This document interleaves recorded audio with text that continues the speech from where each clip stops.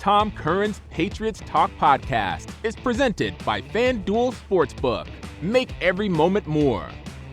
It is the aftermath. Yes, indeedy duty. And the Patriots are basking in the aftermath and the afterglow of a 21-18 win over the Steelers. Phil, the number one question that needs answering now is, what does it all mean? Does this wipe out the Colts and the Saints and the Cowboys and the Commanders and the Raiders and the Chargers and Robert Kraft sat with his head down in Frankfurt? No, of course not. Those will live on in our memories forever, Tom. And the 2023 season will continue to be, and at the end of the day, will be a disappointment. However, my argument after a win like this one for a team like this one is, as much as you want to start the roster over from scratch in 2024, you can't. And there are too many people who will be here next year who still need to learn what it is to finish a season, who still need to learn what competitive resiliency is, who still need to learn how to win. When you're talking about some of the young players who haven't won a damn thing in this league, winning as many games as possible for them will be helpful in the long run. Now, it hurts your draft position in all likelihood, and that might not be what's best for the long-term future of the franchise, but you can't ask the players to lose. You can't ask the coaches to try to lose. So when you win a game like this one, it means a lot to those guys in the locker room. Phil, coming out of the loss to Indy in Frankfurt, conversations that I had really strongly indicated that this would be it for Bill Belichick, and that at the end of the season, there would be a parting of the ways, not during the season, but after.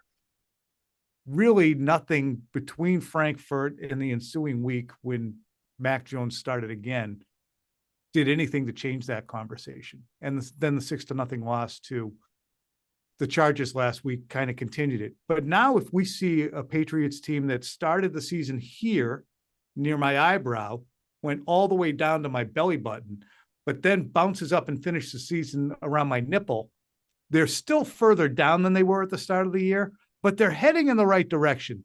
Would it cause, do you think, anyone in ownership to rethink their position that was pretty well mapped out coming out of Frankfurt? My guess would be no. And the reason I would say that is because even if you finish the season on a higher note than your nipple, then that still doesn't remove why you got to your nipple in the first place. It doesn't take away all of the personnel errors, all of the coaching errors, the week to week, the in-game management errors that we've seen that got this team to 2-10. And so if you have a positive last 6 weeks, I don't know what that even would mean. Would it mean 4 of 6? Would it mean 3 of 6 wins? I don't know. But even that, to me, in a finish that might make you a 5 or 6 win team, that to me, I don't think would be enough if ownership feels it's time for a change. There's a ton to talk about here, but I think that right now it's best to talk about a zaptastic performance by Bailey Zappe. And here's Bailey after the game, stepping to the mic to discuss his performance. Yeah, I mean, just doing what I'm coached to do. Going through my reads, first reads open, take it. We have great playmakers. One-on-one with our guys, we take our guys any day. For anybody to come down and try to tackle, Zeke and these guys one-on-one, we like that matchup. So to be able to give the ball to Zeke in the flat, like on his touchdown, is a matchup that we like. And, we're going to look back at it. Like I said, there's a few things that, I missed, like the interception. I have Hunter on the cross. So we'll learn from it and get ready for next week. All right, Phil. Bailey Zappe deserves all the credit in the world. Comes out in the first quarter, 6 for 11 for 97 yards, almost 200 yards in the first half. Dropping dimes, stepping up in the pocket, being poised and elusive enough, taking care of the football into the second half. It did turn into 1-2-3 punt, 1-2-3-4 punt, 1-2-3-4 punt, and a pick, but I didn't even hate the pick. I mean, I've seen at least 10 worse picks this year than that one. So they showed a heartbeat tonight. How does the conversation around Bailey Zappe change? I guess actually, let me ask you this. Should the Patriots have made this move earlier? Maybe. Yeah, I mean, the quarterback play you saw in the first half today, and I would say even in the second half of that shutout against the Chargers, even though it didn't result in any points, But those two halves of play, you slap those together, that's among the best quarterbacked 60 minutes that you've seen in the last couple of months. I don't think that's unfair to say. And so I think there would be an argument to be made that, maybe some of the results would be a little bit different if Bailey Zappe had been preparing as a starter and getting some of those starts. But they are where they are. And the question to me now, Tom, is he a number 2 of the future? Because he's not a number 1 of the future. Maybe he could start a few games, as number 2s sometimes have to do. But before today, I probably would have said, no, I think it's all right just to kind of flush the quarterback room going into next year. Mm-hmm. If he continues to play the way he did in the first half against the Steelers for the last month of the season, that's him stating his case that he does deserve a spot with the Patriots moving forward. And if they draft a young quarterback, maybe he even has to play a little bit. And you're still not going to get great quarterback play. It wasn't great tonight, but could you get by with it with a good defense? I think we saw in the first half that maybe you could. Yeah, and that to me is what Bailey Zappe needed to establish over the final however many games that he was going to play. And to me, he's earned the opportunity. He's going to be as bad as Mac was to get him out of there. Certainly, whether it be from Malik Cunningham or Will Grier or for Mac Jones. But he's making a case to come back in 2024 as the number 2 quarterback. Now, for the people out there who are wondering, if they did this weeks ago, it wouldn't have been as much to suffer through, are forgetting those people that Mac Jones had a Buffalo Bills performance where the team won 29-25, and he put everybody back on their seats and saying, okay, all right, that's Mac. That's fine. They're fixed. They're going to figure it out. I wanted Mac Jones to take a week off after he turned into a puddle against the New Orleans Saints. 34-0, following on the heels of 38-3. And then they lost to the Raiders and Brian Hoyer and Jacoby Myers and Josh McDaniels. And I said, you know what? Give him a break. Sit him down. And then they go out and perform the way they did against Buffalo. And he wasn't a disgrace, though. He had his customary pick against the Dolphins. It was only that Commanders, again, it wasn't his fault they got picked at the end.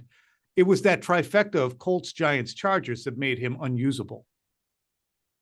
That's where you had to say no more. Well, actually, he didn't play against the Chargers. It was the Colts Giants combo that did it. But to me, Phil, hindsight's going to be 2020 all weekend long and into next week about the Patriots screwed up by not putting Zappe in there. They're all going to really. Pardon? Because you really think so? Because yeah. But Tom, even if he's in there, what? I'm surprised. I would not be surprised if Felger isn't sitting in the studio right now. Tom, fixing his glasses. So say he goes in. Say he goes in there, and Mike Felger, you're listening to this, I'm sure as well. So I'll pose the question to you. Does it matter? 5 wins versus 2 wins? 4 wins versus 2 wins? 4 wins versus 3 wins? It doesn't matter, does it? Yeah, but why do you have to watch the product? See, Felger's going to say, why did you have to watch that product? You knew Mac couldn't play. You knew Bailey could. All you people thought that. Look, if Mac Jones hadn't done what he did against the Buffalo Bills, then you would have seen Bailey Zappe earlier. But that game against Buffalo kept Bailey Zappe marooned on the bench because Mac Jones did have it in him to a degree. I'm not saying he should be out there. I'm not saying that he deserves to be out there. He deserves every bit of the benching that he got. But the Bills game kind of made it impossible for Bailey Zappe to show his wares such as they are at this or at any earlier juncture than the last 2 weeks. I'm past it. It's behind us. The reason I think it's relevant now is not because of Bailey Zappe or Mac Jones. It's because of Bill Belichick. And does this factor in this decision and the timing of it, when to go to Bailey Zappe? Does it factor into whatever comes next for the Crafts and their decision, whenever that comes, with Bill Belichick? Does Bailey Zappe finish as one of the highest rated quarterbacks of the last 5 weeks of the season? And does Robert Kraft look at that and say, either A, great job, Bill, way to turn it around late in the season with a new quarterback, a guy nobody really believed in. You actually released him before the season begins. Wasn't that crazy? And look at him now. Or B, what the hell were you waiting for? Why did we have to wait so long to see this kid? Maybe if after the first month of the season we made a change, maybe we would have actually been contending for something. And maybe that leads to a decision to part ways with Bill Belichick as opposed to being on the optimistic end of things. So that to me is relevant now. I don't care about, what if Bailey played against the Dolphins? It doesn't matter to me. Yeah, I guess the bigger picture isn't that. It's if that conversation did take place, then it would be, well, kind of was unspoken, Robert, that we wanted to see what we had in Bailey. You were pissed off about what happened last year. We wanted to see what we had in Mac. You were pissed off about what happened last year with Matt and Joe. So we went and got Bill O'Brien. We have to give Mac enough rope, which is what he said to you. Bill did in essence last week when he spoke.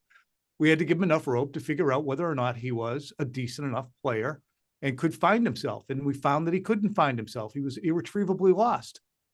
But the only reason I didn't go earlier on the kid was because I wanted to get some intel. I wanted everybody satisfied that he couldn't do it before I sat him down. And I think it's worth noting, it wasn't as though Bailey Zappe was blowing people away in practice and demanding that he be played, right? So if that was the case, that would be a different story. And maybe you'd have, more of a Tom Brady kind of, origin story happening here, because Brady was pushing and he was improving and he was showing that he deserved playing time. That just wasn't the case with Bailey Zappe. So I think, Bill Belichick's ability to evaluate the quarterback position, that is, I guess, the big picture conversation around these two, not what their record might have been or how the product might have changed. It still probably wasn't going to be a very good product in all likelihood. Again, we've seen basically 1.5 good halves from Bailey Zappe so far. So let's not go overboard in terms of just how good he is just yet. Yeah. And your point about how Bill Belichick evaluates the quarterback position is, we were in the postgame, Matt Castle mentioned in talking to Ted Johnson about this topic. Well, do you look at 2024 and say, Bill, you get the first overall pick, you have $100 million to spend. Do we want to put that in the hands of somebody who's been in the NFL for 50 years and has proven in his past to be an architect and nobody's looking at, knows how to manage a draft and move around in it? Or do you say it's just been so bad for the last 10 years of drafts, player development, drafting, free agent signings, and the quarterback just absolute malaise that has existed since Tom Brady left and you chased his ass out the door, that the last thing that we're going to do is give you the number 1 overall pick and $100 million to spend. We did that in 2021 and look what happened.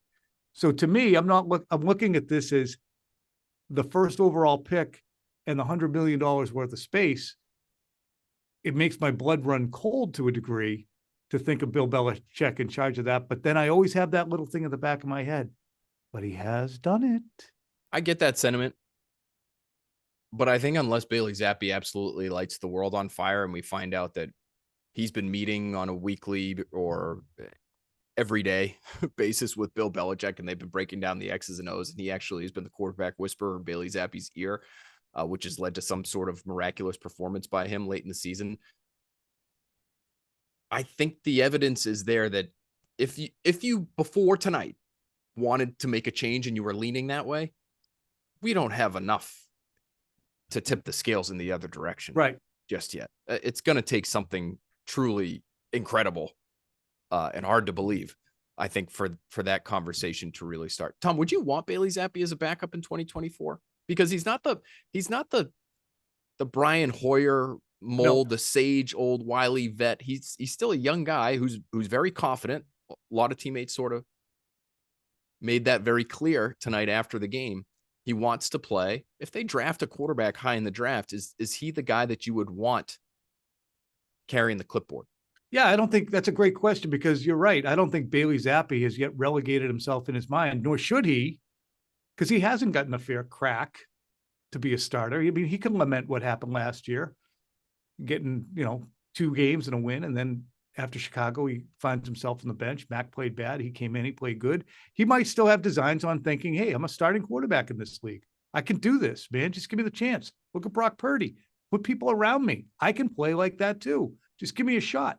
So maybe you're right. You take Drake May, and Bailey Zappe's not going to go, look, I'm just here to make Drake better. That's not going to come out of his mouth. Not at this age, not at this juncture. So maybe you're right. Maybe Bailey isn't the best backup quarterback, but I wouldn't get rid of him with time left on his rookie contract. And I think he's going to make a case to stick around, whereas he couldn't make a case to stick around at the end of August. So yeah, I would say that.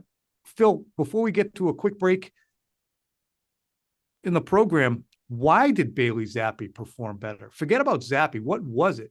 I'll give you my quick take. He had much better protection than Mac Jones has been afforded. Don't know why, but he did. He didn't imagine pressure the way Mac Jones would. That's good on Bailey. He kept the ball on the planet when he threw downfield and was stepping into the ball. Good on Bailey, not on the people around him. But I saw Ben Volen tweet that so much for the idea that Mac's not succeeding because he doesn't have any weapons. Look what Juju Smith-Schuster is doing tonight. And while I, on one hand, say consider the source, on the other hand, I say, why then? Why did Juju play better, season high in yards, and the first time in 8 games he's been over 14 yards receiving? Why did he play better with Mac? I mean, Bailey Zappe, pronounced better. Yeah, it's interesting. I wonder if because of all the issues they have at the receiver position right now, where they have no Pop Douglas, they have no Devontae Parker in this game, no Kayshon Boutte. I don't know if that really impacted the game plan one way or another. But how many times has Juju Smith-Schuster been targeted down the field at all this season by anyone? And I wonder if because some of those guys are out, he's running a little bit different type of route. And early in this game, he's running a deep corner. And Bailey Zappe makes a really nice check at the line. You could see him point to his helmet, alert. Okay, we're going with the second play that we called in the huddle. And he finds Juju Smith-Schuster with a one-on-one deep down the field. I can't remember how many times he's been targeted 20 plus yards down the field this year, Tom, but I bet you could count him on one hand. Mm-hmm. And so maybe that's it. It's just the opportunity. Why do you have the time? Why was the protection better? You're going against the Steelers team, and I know TJ Watt got banged in the early stages of the game, and so did Highsmith. Yep. And Cam Hayward got him for a sack. And the second half looked a hell of a lot like the protection the Patriots have given all year long in terms of what they were able to construct offensively in the second half. But why? Yeah, I think some of it is staying out of obvious passing situations. I think they ran the ball relatively effectively. I can't remember. I'll have to go back and check. But that first drive, for instance, I don't believe they had a whole heck of a lot in the way of third and longs that they had to convert. And Zappe converted a 3rd and 9 with a scramble. There was a 17-yard reception to Juju, I believe, and it was capped by the Ezekiel Elliott screen that he took, or wheel route, and scurried in with. Yeah, they had 1 third down on that first scoring drive. And then was Zappe running for it, right? Correct. And then, they had a 2-play scoring drive to get their second touchdown. And then to get their third touchdown, the only third down they saw was a 3rd and 3. So if you could stay out of 3rd and 8 and you don't allow pass rushers to pin their ears back and understand what the situation is going to be, the protection is going to look a little bit better. So I'm good on them for having success on 1st and 2nd down and staying out of some of those situations where he might have had Steelers in his ear hole. As the weather gets colder, the NFL offers Stay Hot on FanDuel. Right now, new customers get $150 in bonus bets with any winning $5 moneyline bet. That's $150 if your team wins. If you've been thinking about joining FanDuel, there's no better time to get in on the action. The app is so easy to use. There's a wide range of betting options, including spreads, player props, over-unders, I call them totals, and more. So visit FanDuel.com/NSBO and kick off the NFL season. FanDuel, official partner of the NFL. 21 plus and present in Mass. Hope is here. First online real money wager only. $5 pregame moneyline wager required. $10 first deposit required. Bonus issued as non-withdrawable bonus bets that expire 7 days after receipt. See terms at sportsbook.fanduel.com, gambling helpline, mass.org, or call 800-327-5050 for 24/7 support. Play it smart from the start. GameSenseMA.com or call 1-800-GAM-1234. Gentlemen, I'd like to just take a brief moment while I can to let you know that our friends at Manscaped have been working night and day to bring you a below-the-belt grooming experience like none other with their brand new Performance Package 5.0 Ultra. That's featuring the Lawnmower 5.0, and we're talking about a next-generation trimmer with interchangeable blade heads for whatever shave you have in mind. So go ahead and upgrade your grooming game to the Ultrasphere this year by going to manscaped.com. And for 20% off and free shipping, just use the code PATS, P-A-T-S. High tech for low places. Manscaped. All right, back at it again. Phil, Jabril Peppers has been so friggin' good this year. I thought he was good last year. I thought he was their most physical, violent, impactful player on defense. Definitely their most violent and impactful hard hitter. And I figured he might build on it, and he sure has. And he has been a really good leader for this team, too. Here's Jabril Peppers in the locker room after the game, going to bat for Bill. How much did you need this? We needed it. I just feel good we could get it done for Bill, and the rest of the coaches. They work extremely hard, try to put us in the right place to make plays, and we did enough to win tonight. That's the second time you mentioned Bill. What is it about Bill that makes you feel so strongly about this? Man, it's just, I don't really like all the flack he's been getting, because it's on us as players to go out there and execute. And I personally feel like the game plan has been phenomenal week in and week out, and when we had the opportunities to make the plays, we didn't make them, but we made enough tonight. So we're gonna correct this tape, get our bodies back and move on to KC. All right, Phil, Jabril Peppers is one of the players who is under contract for 2024, and that's a good thing. But his running mate in the secondary, Kyle Duggar, is not, nor are guys like Hunter Henry, who was outstanding. Ezekiel Elliott, also outstanding. How much did the conversation start to change around some of these guys who I've talked about all week as this roster is really bare? What can we find out about who to keep around? I think that's the priority right now. The players want to win games. I think for the Crafts and whoever remains on this staff and whoever comes in and maybe is new to this staff and taking over the 53-man roster, the only thing that matters right now is how some of these guys perform in sort of an audition kind of scenario. Mm-hmm. And if you're Hunter Henry, who was a captain this year, and I've said all along that if they can extend him, they should work to extend him, because I think he's a net positive for that locker room. But given opportunities to make plays down the field, he's sure-handed. He's making outstretched fingertip grabs for touchdowns. I thought he made a key block with Pharaoh Brown at the end of the game. They had a long 2nd and 13, I think it was, after a penalty. Mm-hmm. And Ezekiel Elliott ran for 12, and they took a while to kind of measure, did he get the first down? Did he not?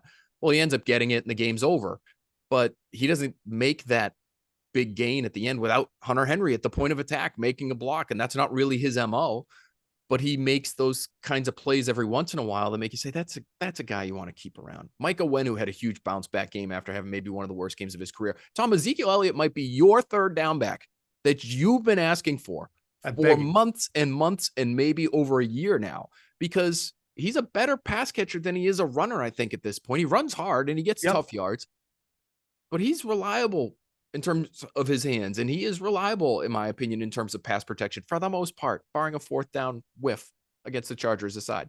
He's Rex Burkhead. He is. Yeah, but bigger and tougher, and no doubt. I think brings like an attitude not to as this quick in a similar way to Peppers. Burkhead was very quick, and Zeke isn't that anymore. That jump cut that Burkhead had was nasty, but Burkhead could be a ball carrier or a pass receiver. And I think that Burkhead was probably a little bit better pass receiver, but Elliott's fine. And you can even get Elliott downfield the way you could do with Burkhead. Different players, but similar role. And you still have your bell cow back. They still need a third down back, though. Because when they had Jimmy White and Rex Burkhead and Sony Michel or LeGarrette Blount, whatever mix, you always had a mix of 3 guys who could do different things. So to me, I look at that and say, yeah, Zeke Elliott should be part of this team going forward. So should Onwenu, so should Duggar, and so should Henry. Those are building blocks. You still do have the culture and the DNA intact from this team. There is a tradition here that exists with the program, and a night like this helps to prove that. Will it go if Bill goes? I don't think so. I really don't. Go ahead. Because every team needs those kinds of guys. Right. Whether you're the Patriots and you like the Patriot way, or you're the Steelers under Mike Tomlin, or you're anybody, you need tough, smart players to succeed that's in why this league. You know, as much an apple polisher as he sometimes seems, I think that's why you kind of like Zappe. I mean, he's going to compete. He's going to work his ass off. You're going to have to beat him out. You're going to have to kill him to stop him. He's still trying to get this job. He can't have it. He's too small. He's still trying. Yeah, and they need as many of those guys as they can get. They do. But, you know, this team has so many question marks among players, too, that are developing players. And I want to ask you about one in Tyquan Thornton. I mean, he's so wispy. He caught a ball on the sideline today. He got thrown down so quickly. It was obscene. But he also had some nice catches. It was probably one of his best games as a receiver in the 2 years he's been here. Is there upside to him? I'm fascinated that you felt that way, because watching from the press box, I did not get the sense that he made an impact on this game at all. But you think he did? Statistically, and that's the difference with watching the game. How many catches did he have? Like 3 or 4? He had 3 catches for 17 yards. All right. Well, last week he had a little reverse. It looked okay. Yeah. I mean, okay, 3 for 17. That's like 3 times what he usually does. I'm not saying it's not. I'm just saying I'm not building around him. He's not part of the plan for me. He's not part of the plan. Fair enough. Yeah. Did he have a downfield catch or a close one? He was open. I think that out route that you're talking about was his longest catch. I think it went for 11 yards. He had one that where he got out of bounds. He did not get thrown on the 11-yarder. He caught one near the sideline. He got out of bounds 11 yards. I know the other play you're talking He about. got spiked. I was like, oh, this is going to turn into a play. And whoa. Tough one there. I mean, George Pickens didn't do much tonight either, but that guy's got 1,500 yards over 2 seasons, and Tyquan Thornton has less than 300.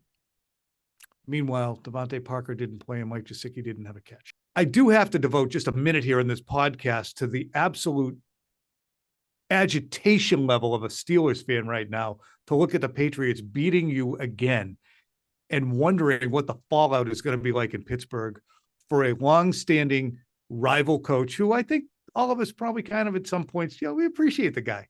He's got a way about him. He does. And Tom, I'm just listening to Steelers post-game radio on the way back to my hotel here tonight. And people want Tomlin gone. It's similar sorts of calls that you get from listeners that you're hearing in New England right now about Bill Belichick. It might be time for this to come to an end. And I think a break and a fresh start is what this team needs. And they've won 7 games this year.